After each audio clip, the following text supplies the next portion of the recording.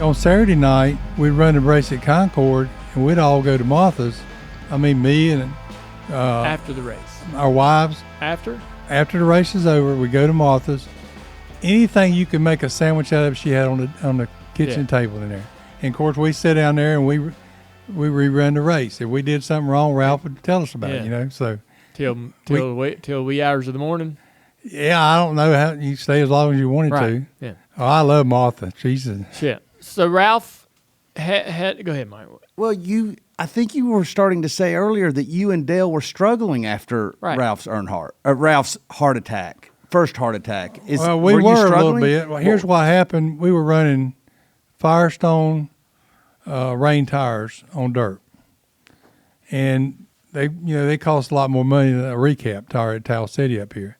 So everybody complained, and they took a vote on it, and we had to go back to the recap tire. We got off.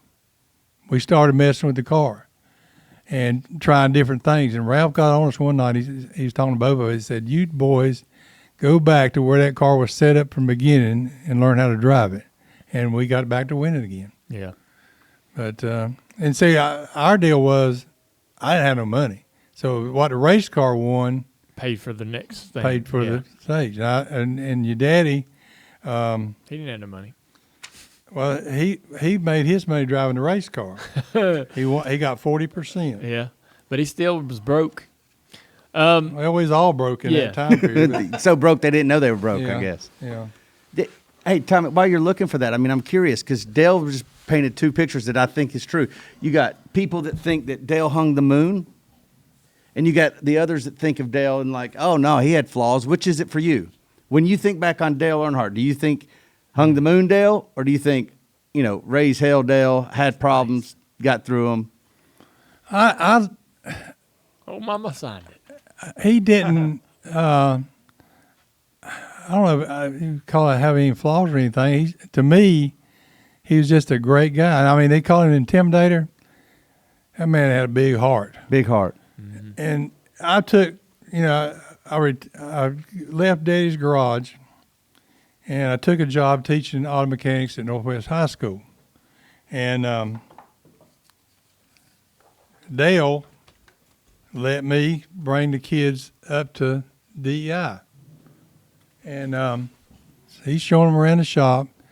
They had one of the trucks, it was just starting the truck series, had it covered up there in the shop. It was already painted and everything. And he told the guys working there, he said, uncover the car, let these kids see it. And that's when they got Napa Auto Parts to sponsor it. Oh, wow. And the kids are the first one to see it. But here's how smart the kids were. Well, a lot of times they wasn't too smart. But anyway, Dale had a Sundrop box there where you put your money and get a drink, canned machine, drink. yeah.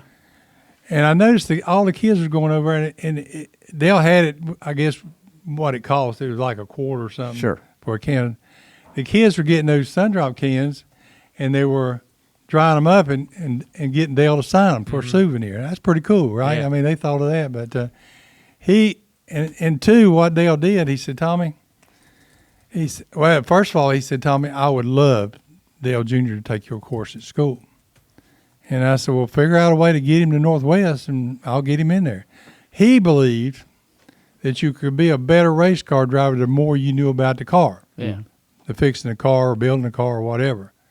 But every year, he would take one of my students. He said, I'm not going to interview him. You pick him, bring him up here. Well, I took one kid up there, a nice kid, and he come in one day to school, and he said, Mr. Russell, when I was leaving yesterday, Dale running the back of me. And I said, well, did he hurt your car or anything? No, he didn't hurt the car or anything. I said, he's just telling you hello.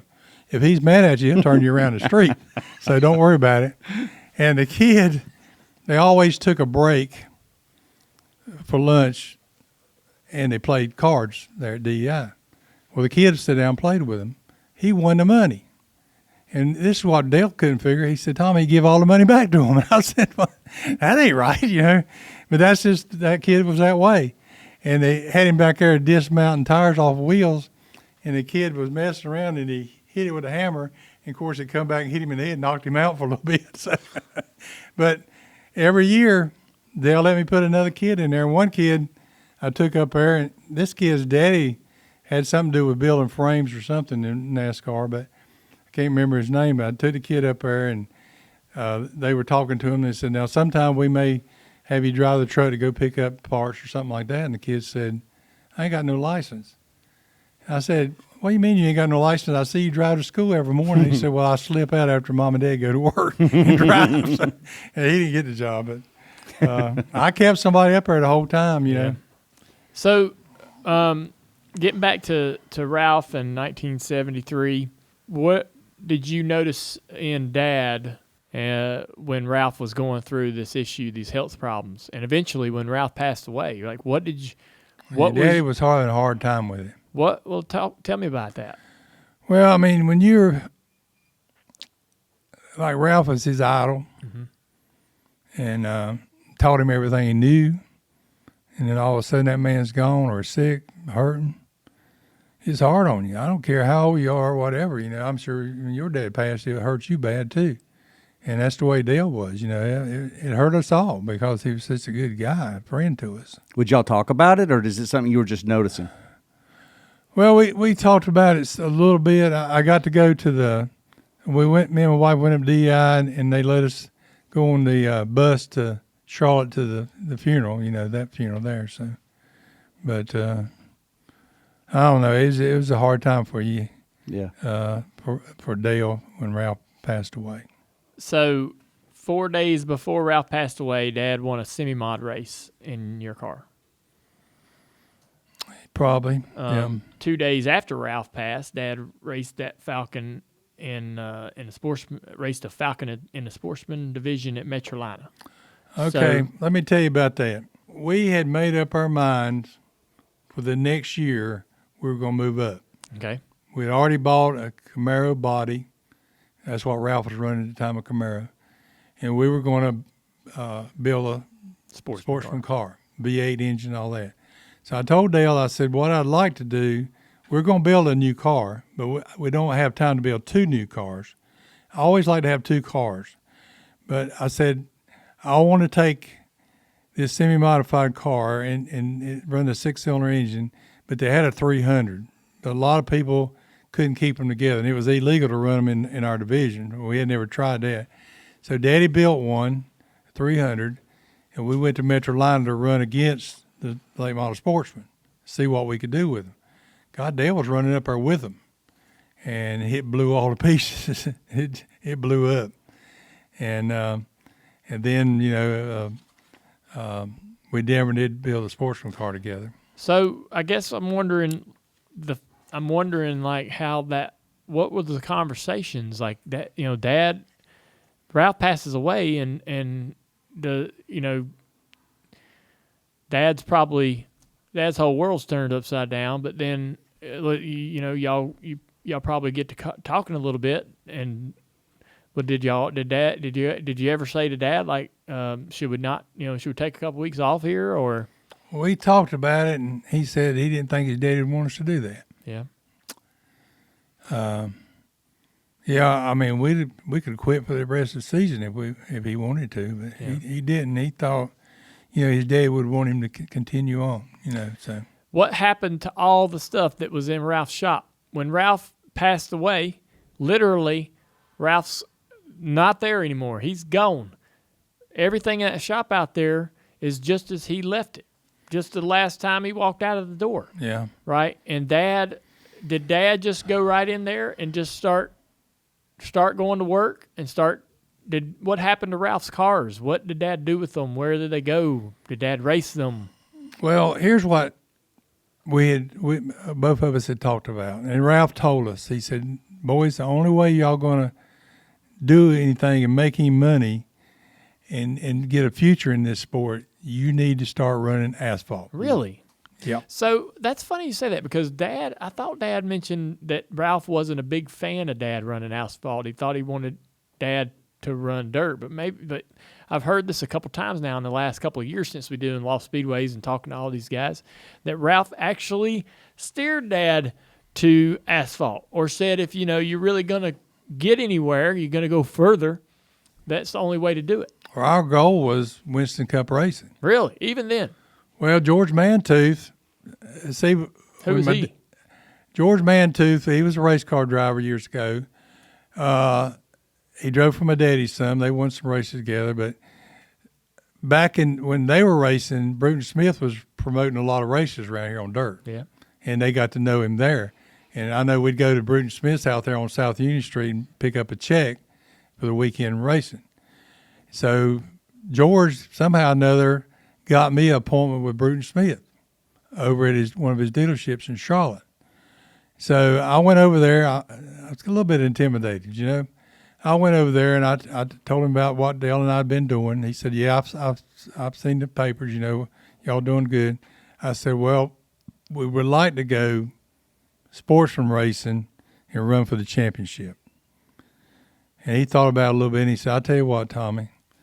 He said, I don't want to deal with the sportsman division." He said, "If you and Dale want to run Winston Cup, I could help you." And I said, "I just can't do it right now. I don't have the facilities to do it. You know, if you're going to do that, you got to have a bigger shop, blah, blah, blah, and all this kind of stuff." So we just left it at that. Yeah. But, yeah, Ralph, I'm thinking he was encouraging us to go to asphalt. And about that time, Ned Jarrett took over Metrolina and paved it. That kind of, messed us up a little bit. And I started, when Dale decided that he needed to go and run his daddy's cars. So when Ralph passed away, Dad just assumed all that property. Yeah. Well, he told me, he said, "I want to try to win some money to help my mother out too." Yeah. So he called me one day. He said, "Tommy, get your butt up here." I said, "What for?" I said, "I got something to show you." I said, "What is it?" He said, "I ain't telling you, get your butt up here." So I took off to Kannapolis, and I walked in the door, and I thought, my God, it's going to finally happen. There sat Harry Gant's 64 Chevelle. Mm-hmm. And what had happened is Danny Mates Food, I don't know if you've ever, they sponsored us and sponsored Dale. It was Dale's sponsor, so when he left, I didn't have it anymore. But that's just the way it's supposed to be. And so they had that car. They bought that car, and they formed a corporation. It was Randy, Danny, Dale, and Grade London. Yep. Okay. Earnhardt Racing. Yep. That was the deal. So he had his option. He could run the dirt car that Ralph had, or he could run the asphalt car. So Dad sold Ralph's dirt stuff? No, he still runs some. He has Ralph's little Camaro, and he's got this little asphalt That's right. car. He's got both so of he's them. doing a little bit of Yeah. both. Is around. We got in it one night at Concord. He went to Hickory to run. It rained the race out. He come back to the garage, unloaded that car, put the dirt car on there, and come to dirt.